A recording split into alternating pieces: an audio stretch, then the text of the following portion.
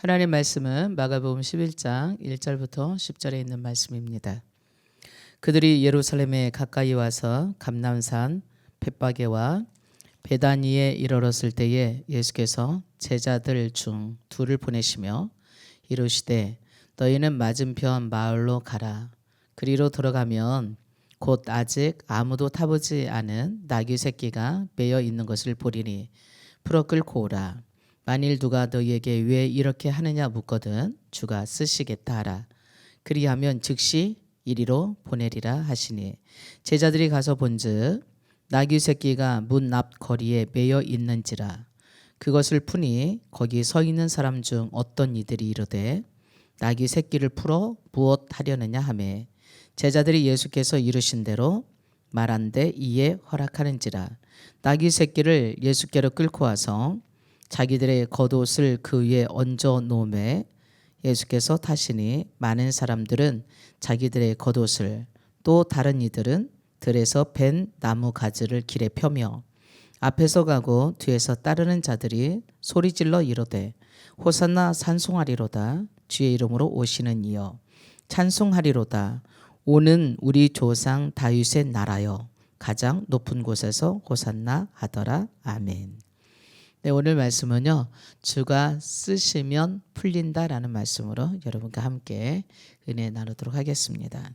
예수님께서 이제 여리고에서 예루살렘으로 향해서 이제 가십니다. 거의 이제 예루살렘에 가까이 왔을 때 감람산 근방에 벳바게라고 하는 마을과 베단이라고 하는 마을이 있습니다. 그래서 이제 예수님이 예루살렘에 입성하기 위해서 타고 가시려고 하는 나귀를 준비하시는데요. 제자들 둘을 보내서 어디에 가면 나귀가 매여 있을 건데 그것을 풀어가지고 와라. 근데 만약에 어떤 사람이 왜 그 나귀를 푸느냐고 물어보면 주가 쓰시겠다 하면 즉시 풀어서 보낼 거라고 하시는 말씀이 나와 있습니다. 오늘 우리는 예수님께서 예수님의 모든 삶은 그냥 즉흥적으로 생각나는 대로 상황대로 환경에 따라서 그렇게 되는 것이 아니라 예수님의 일거일동 모든 삶이 하나님께서 미리 예언해 놓으신 그러한 구약 성경의 말씀에서 하나도 벗어나지 않는 것을 보게 됩니다. 오늘 지금 나귀를 풀어오라고 하시는 이 말씀도 이미 520년 전에 구약 성경에 스가랴 선지자를 통해서 예언해 놓으신 말씀입니다. 그러므로 예수님의 삶은 하나님의 절대적인 주권과 그리고 하나님께서 계획하신 것에서 한 번도 벗어나 본 적이 없다고 하는 것을 보여주고 계십니다. 예수님께서 이 땅에 우리를 구원하기 위해서 오셔서 살았던 모든 삶 그리고 사역 그리고 예수님의 말씀을 보면요, 하나님의 뜻에서 벗어난 적이 하나도 없다고 하는 것을 보게 됩니다. 그 증거가 구약 성경이에요. 그렇게 예수님은 하나님의 뜻에 따라서 하나님의 말씀을 따라 행하고 사셨는데 바로 예수님께서 이 땅에 하나님의 뜻을 이루시고 승리할 수 있는 바로 하나님의 뜻을 이룰 수 있는 삶의 비밀이었다고 우리는 볼 수 있겠습니다. 지금 예수님은 십자가라고 하는 큰 순환을 통하여서 향해서 가고 계십니다. 우리도 어쩌면 이 세상에 살아가는 날 동안에 우리 인생의 숱한 시험의 이규소에서 살아가고 있다고 볼 수 있습니다. 태어나서 성인이 되기까지 자라가면서 우리는 우리 인생에 이루 헤아릴 수 없는 환난과 또한 위기 그리고 시험들을 또 거치기도 하죠. 그래서 시험이 오면 사람들이 반응하는 게 있어요. 첫째, 어떤 사람들은 그 시험 때문에 낙심하고 좌절하고 염려하고 두려워하고 그래서 넘어지는 사람도 있는가 하면 도리어 시험이 오면 말씀과 기도를 꽉 붙잡고 그 시험을 끝끝내 이겨내고 그래서 신앙이 성장하고 더 담대해지고 능력 있는 성령의 사람으로 세워져 가는 것을 보게 됩니다. 예수님께서 공생애를 시작하시면서 세례요한에게 가서 세례를 받으시고 물 위에서 물 속에서 올라오실 때 하늘이 열리고 성령이 비둘기같이 예수님께 임했습니다. 그리고는 하늘에서 소리가 났어요. 그 음성을 듣고 예수님께서 하신 최초의 일은 광야에 나가서 40일 동안 공생애를 준비하시는 그런 기도, 금식 기도를 하셨습니다. 예수님께서 금식 기도 하신 후에 줄이시고 힘없어 있을 때 마귀가 찾아와서 시험했습니다. 마귀는 하나님의 원수고요. 또 세상에 타락한 신이고요. 공중에 권세 잡은 불법자인 불법 통치자입니다. 사단은 인간을 악에 빠뜨려서 넘어지고 멸망시키려고 유혹합니다. 하나님의 대항자로서 대적자로서 사악한 존재인데요. 그런 하나님을 대적할 수 없으니까 결국은 하나님이 사랑하시는 하나님의 자녀들인 하나님의 사람들을 넘어뜨려서 결국은 악에 빠지게 하는 거죠. 첫 번째 사람이었던 아담을 시험에서 넘어지게 만들었던 사단은 두 번째 아담인 예수님도 꺾어버리기 위해서요. 예수님이 금식하시고 줄이고 가장 힘들어하고 계실 그때에 와서 도전하는 거죠. 예수님을 꺾어버리려고 시험했던 마귀가 오늘 우리도 멸망시키려고 하지 않겠습니까? 그렇다면 마귀가 예수님을 시험한 내용이 무엇인지, 예수님께서 그 시험을 통과하고 이길 수 있었던 비결이 무엇인지, 그렇다면 오늘 우리도 충분히 시험을 이길 수 있겠지요. 그리고 멸망하지 않게 되겠지요. 마귀가 예수님을 시험했던 건 세 가지인데요. 인간에게 가장 필요한 근본적인 본질적인 욕구, 욕망에 대해서 시험합니다. 이 세 가지는 우리에게 없어서는 안 되는 것들이에요. 긍정적인 면도 있고 부정적인 면도 있어요. 첫 번째 시험은요, 물질에 대한 시험이었는데 먹고 사는 문제지요. 네, 예수님이 줄이고 계시니까 돌들을 떡으로 만들라고. 그때 예수님은 사람이 떡으로만 사는 것이 아니라 하나님 입에서 나오는 모든 말씀으로 산다고 말합니다. 물론 우리가 또 필요해요. 그러나 하나님 말씀 더 많이 필요하다는 거예요. 우리가 꼭 먹어야 되지만, 안 먹으면 안 되지만, 그럼에도 불구하고 우리는 하나님의 말씀을 먹어야만 산다는 얘기입니다. 경제가 발달하고요. 자꾸 물질적인 것이 더 풍성해지면서 세상에 한 인간을 판단하는 그러한 기준이 얼마만큼 사람들에게 경제적인 능력이 있느냐에 따라서 저울질하게 되고요. 그래서 현대 문명 속에 살아가면서 대부분의 사람들은 그러다 보니까 더욱 더 물질에 그러한 집착하게 되고, 무한 경쟁 속에서 사실은 참 많은 사람들이 고통을 당하고 있는 것을 보게 됩니다. 예수님은 그럼에도 불구하고 우리가 정말 먹는 문제가 시급할지라도 하나님의 말씀을 떠나서는 우리가 살 수 없다고 하는 것을 가르쳐 주고 있습니다. 두 번째는 교만에 대한 시험이에요. 명예에 대한 시험이에요. 세상적인 영웅으로서의 영광을 위해서 살 것인가, 하나님의 영광을 위해서 우리가 살 것인가 라는 얘기입니다. 물론 우리가 영광을 위해서 살아갑니다. 세상의 영광, 나의 영광이냐 하나님의 영광이냐인 것이죠. 산 꼭대기에 성전 꼭대기에 예수님 데리고 올라가서 뛰어내려라. 그렇다면 천사가 너를 받들 것인데 얼마나 사람들한테 인정받는 기적과 표적으로서의 영광을 누리게 되겠어요. 마귀는요 그렇게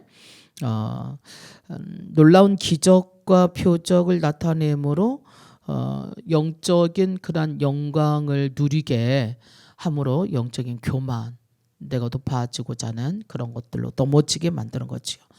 그래서 요즘에 참 많은 사람들이 처음에는 겸손했다가 교만함 때문에 많이 무너지는 사람들이 있습니다. 그래서 처음에는 정말 하나님 영광을 위해서 살다가 어느 날 모르게 자기가 하나님 자리에 앉게 되는 그런 경우들을 종종 보게 되는 거죠.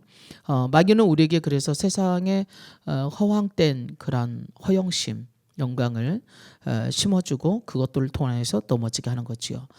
심지어 예수님의 제자들도 예수님의 십자가에 죽으시기 전까지도 높은 자리를 놓고 논쟁하고 또 싸우고 했던 걸 보지요. 그런 모습을 보고 예수님은 너희가 첫째가 되고자 한다라면 섬기는 자가 되라. 그리고 높아지고자 하는 자는 낮아질 것이고 낮아지고자 하는 자는 높아질 거라고 말씀하십니다. 한마디로 섬기는 자가 큰 자라는 얘기죠. 어린아이 하나를 세우시고 천국에서 큰 자가 누구냐? 어린아이 같은 자다라고 말씀하십니다. 그래서 예수님은 내가 섬김을 받으려고 온 게 아니라 도리어 섬기고 많은 사람을 위해서 대속물로 주기 위함이라고 말씀하십니다. 오늘 우리도 높아지기 위해서 교회 안에서 또 뭐 세상 안에서 서로 시험에 들지 않나 싶습니다. 그래서 사도 바울은 고린도 교회에게 먹든지 마시든지 무엇을 하든지 하나님의 영광을 위해서 하라. 그렇다면 우리는 시험에 빠지지 않겠지요. 세 번째 마귀가 예수님을 시험한 것은 권세에 대한 것입니다. 신앙에 대한 것이에요. 높은 산 꼭대기에 데리고 올라가서 예수님을 그렇게 시험하죠. 내게 엎드려 경배한다면 네가 보는 이 모든 것을 다 너에게 주겠다고. 한마디로 자기를 경배하게 하는 거예요. 아주 마귀의 본색이 드러난 거죠. 하나님만 경배해야 되는 우리들에게 하나님으로부터 머리 떨어지게 만들고 결국은 자기가 경배받게 되는, 바로 인간을 신격화하는 것, 우상 숭배가 바로 그런 거 아니겠어요? 하나님께서는 오직 나 위에 다른 신을 두지 말으라고 말씀하십니다. 그러므로 우리의 신앙의 대상은, 우리가 경배할 수 있는 대상은 하나님밖에 없어요. 그래서 나보다도 부모를, 형제를, 그리고 돈을, 그 어떤 것들을 더 사랑하게 된다면 하나님께 합당하지 않아라는 얘기합니다. 우리가 사람을 하나님보다 더 섬기게 된다면 사람의 올무가 되는 거예요. 그 사람 때문에 결국 우리는 무너집니다. 돈을 하나님보다 더 사랑하게 된다면 결국은 돈 때문에 우리가 무너질 수 있어요. 하나님만 사랑하게 된다라면 그게 돈이 됐던, 사람이 됐던, 환경이 됐던 그 어떤 것으로도 무너지지 않습니다. 왜냐하면 하나님이 주인 되시고 하나님이 모든 것을 통치하시고 또 역사하시기 때문에 그렇습니다. 그래서 우리는 하나님 중심으로 모든 것을 판단하고 또 인도받고 나가기 때문에 잘못되지 않는 것이죠. 오늘 마귀는 할 수만 있다라면 우리를 하나님에게서 멀어지게 만들고 싶어 해요. 그래서 마치 마귀의 무기는 거짓말이거든요. 너희 아비는 마귀인데 마귀는 진리를 말할 때 거짓말을 진리같이 말하고, 그리고 너희들도 마귀처럼 거짓을 말하고 또 욕심 부린다 그랬어요. 마귀는 거짓의 아비라고. 그래서 온천하가 마치 자기 것이냐, 그리고 자기가 주장하고 다스리고 통치하는 것이냐, 예수님께 그렇게 말하고 있어요. 내게 넘겨준 건데 마치 하나님이 자기한테 준 것처럼요.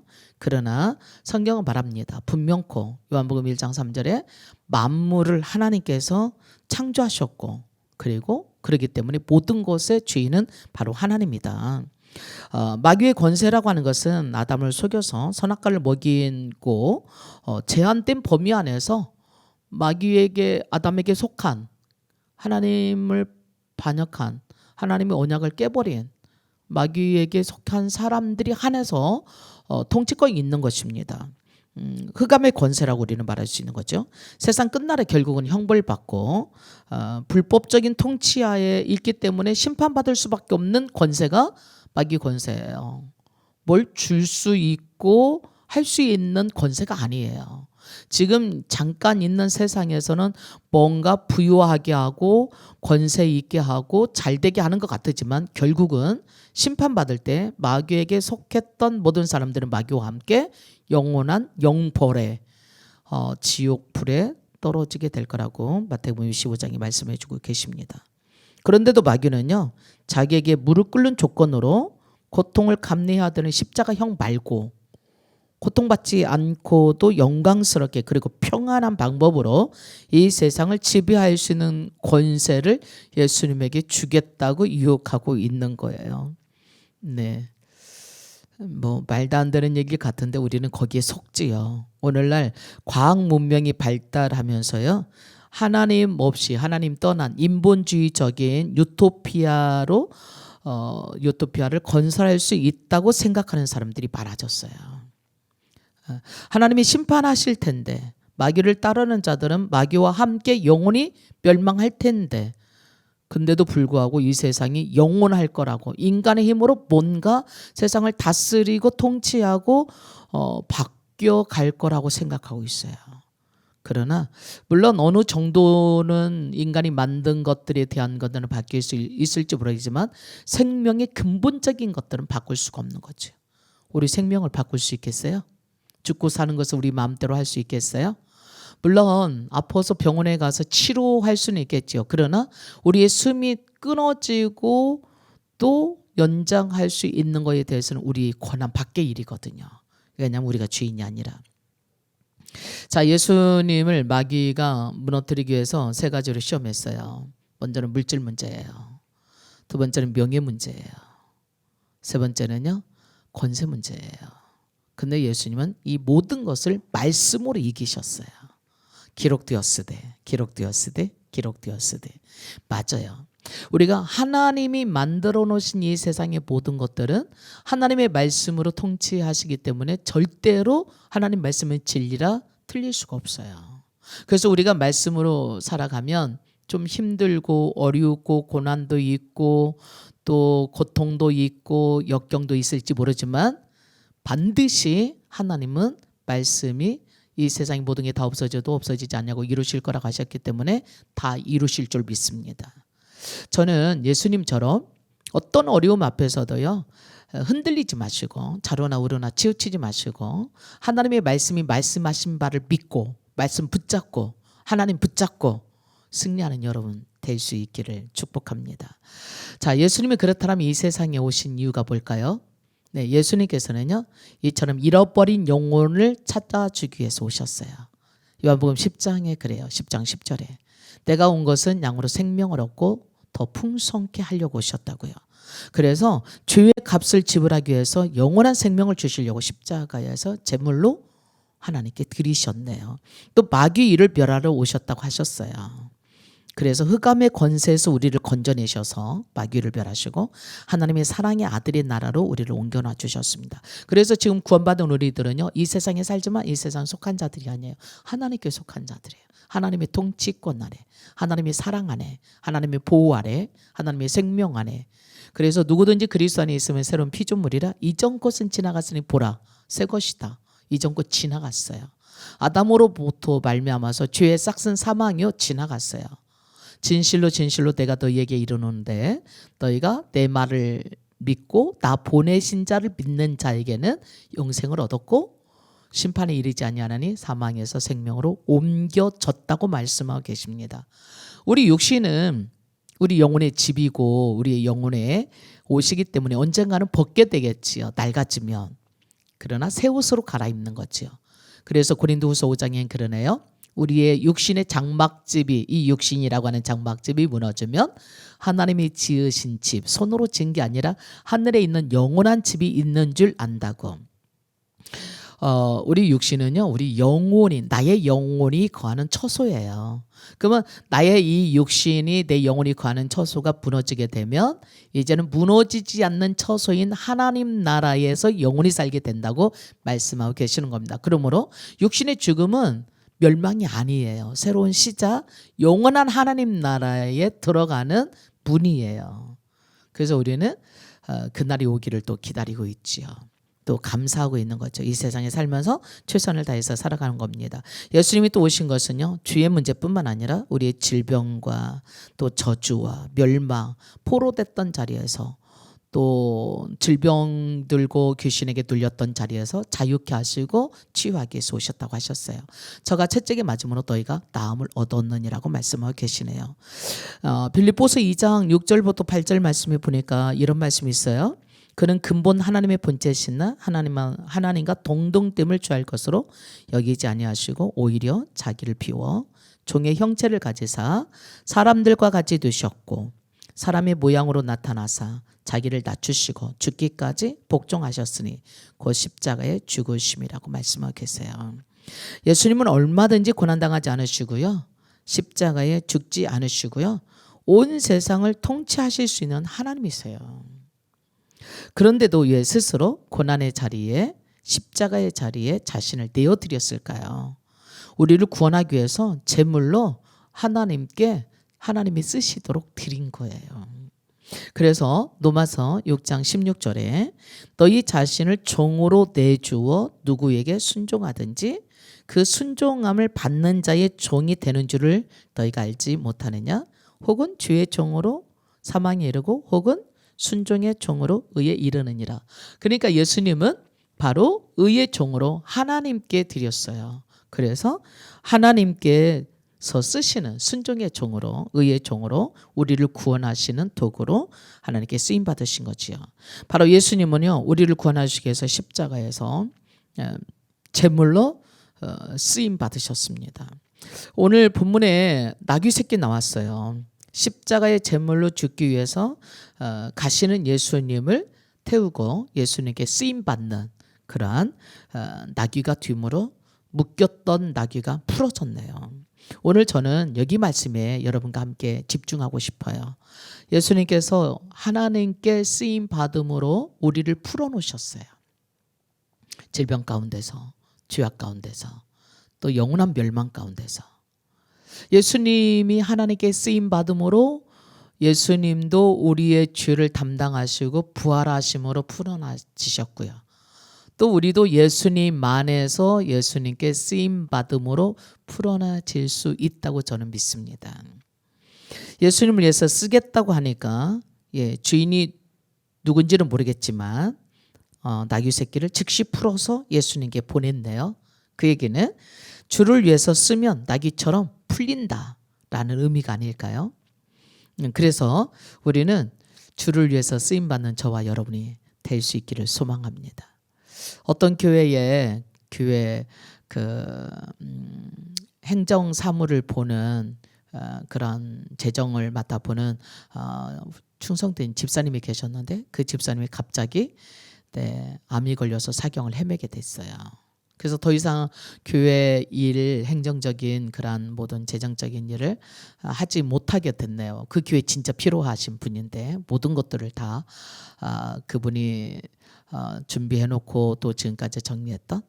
그래서 그 목사님이 그 집사님을 위해서 기도하다 이런 말씀이 생각났어요. 오늘 본문에 있는 말씀처럼 주가 쓰시겠다 하라. 그러면 즉시 이리를 보내리라. 주가 쓰시니까 묶였던 나귀가 풀렸네. 그렇다면 주가 쓰시면 풀어지겠네. 이런 마음이 들었다는 거예요. 그래서요. 이제 하나님께 기도했대요. 주를 위해서 쓸 테니까 우리 집사님 좀 풀어주시라고. 하나님이 풀어주시면 암도 문제없이 풀릴 거라는 믿음이 생겼어요. 그래서요. 신방 갔어요. 집사님네. 그래서 집사님한테 이렇게 말씀하셨대요. 주를 위해서 쓰겠다고 서원하세요. 그럼 하나님 풀어주실 거예요. 그렇게 그래서 그분이 그 병에서 낫고 열심히 교회 사역을 감당하셨다고 말씀하시더라고요. 얘가 주가 쓰신다면 풀린다라는 얘기예요. 그러면 천국 문을 여는 열쇠 비결이 뭐겠어요? 네, 주를 위해서 쓰시면 돼요. 네, 주가 쓰시겠다 하면 풀어지겠지요. 그러므로 우리가 여러분과 제가 누군가를 위해서 기도할 때 또 자녀들뿐만 아니라 셀가족이든 교회든 사업장이든 직장이든 또 우리 이제 오늘부터 시작하는 행복 모임 오늘 선포주일이잖아요. 우리가 전도해야 될 그런 베스트들 또 질병 가운데 있는 사람들 또 물질적인 어려움 가운데 있는 사람들 이들이 다 주께 쓰임 받는다라면 그들의 인생의 문이 풀어지고 열려지지 않겠습니까? 그래서 저는 오늘 이 시간 저와 여러분이 주께서 쓰시라고 그렇게 기도했으면 좋겠어요. 하나님 다 써주세요. 하나님 나를 쓰세요. 하나님 우리 자녀를 쓰세요. 하나님 우리 교회를 쓰세요. 하나님 우리 셀을 쓰세요. 하나님 우리 사업장을 쓰세요. 하나님 나의 시간도 나의 물질도 쓰세요. 그러면 막혔던 것들, 묶였던 것들이 하나님께 쓰임 받아야 되니까 풀어지지 않을까, 풀어질 거라고 믿습니다. 그래서 자녀들을 하나님께 쓰임 받도록 기도하십시다. 풀어지도록. 그래서 자녀들이 무엇을 하든지 두려워하지 마시고 네가 하는 그 일이 하나님께서 쓰게 하시는 그런 마음으로 해라. 그렇다면 네 앞길이 열릴 거다라고 가르쳐 주시고 또 기도하시고 응원해 주셨으면 좋겠습니다. 저는 주님께 쓰임 받았으면 참 좋겠어요. 여러분들도 주님께 쓰임 받는 사람이 되었으면 좋겠네요. 주님께 쓰임 받고 싶으실까요? 자, 그렇다면요. 주님께 쓰임 받고 싶다라면 우리는 말씀대로 사는 사람이 되어야 됩니다. 왜냐하면 하나님의 말씀으로 통치하시거든요. 하나님께서는 말씀대로 이루게 하시거든요. 그렇다면요, 우리가 하나님의 말씀대로 사는 사람이 되려면 일상생활 속에서 구체적으로 훈련과 연습이 반드시 있어야 된다고 저는 생각합니다. 만약에 예를 들어서 우리가 교통신호 지키는 훈련을 한다고 해봅시다. 그러면 빨간불이면 멈추고 파란불이면 가는 훈련을 해야 되겠죠.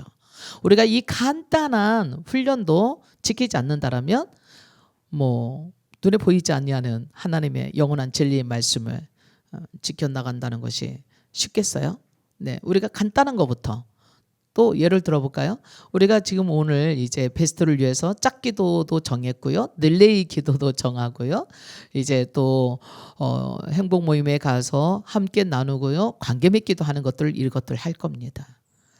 자, 그렇다면 우리가 기도 1시간 기도 처음부터 1시간 기도하기 힘들겠죠. 그러나 매일 내가 시간을 정해놓고 5분이라도 10분이라도 기도하다 본다면 우리는 나 자신을 훈련시키고 하나님의 말씀대로 지키는 훈련을 하겠지요. 더 나가서 우리는 하나님의 몫은 하나님께 떼어놓는 훈련도 필요합니다.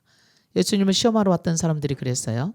가이사에게 세금을 바쳐야 되느냐고 말해야 되느냐고. 그럴 때 예수님은 가이사 거는 가이사에게, 하나님 거는 하나님께 드리라고 말씀하시네요. 맞아요. 우리는 국가의 세금도 바쳐야 돼요. 줘야 돼요.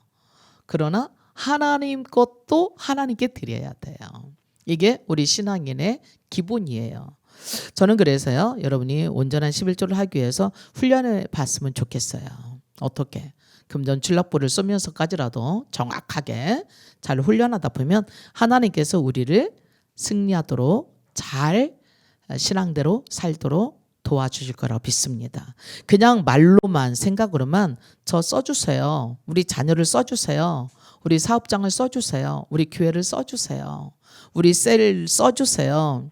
하기 쉽지만 그런데 그게 말과 생각만으로는 절대 되지가 않더라고요. 안 돼요.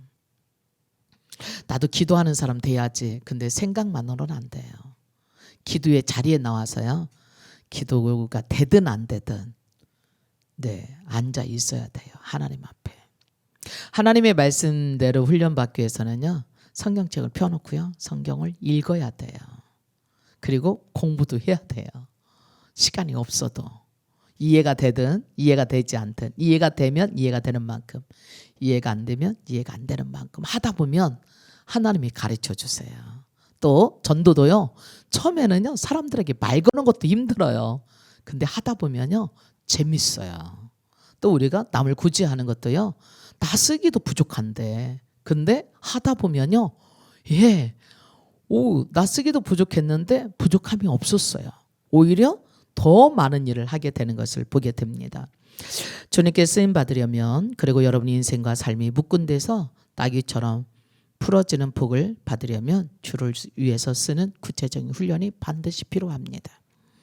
오늘부터 시작하는 2020년도 행복 모임 함께 실행함으로 오늘도 주님께 쓰임받는 여러분이 될 수 있기를 축복합니다. 주께 쓰임받는 삶을 살고 싶다면 오늘 우리는 물질도 시간도 구체적으로 실제적으로 떼어서 주를 위해서 쓰는 훈련을 시작해야 됩니다.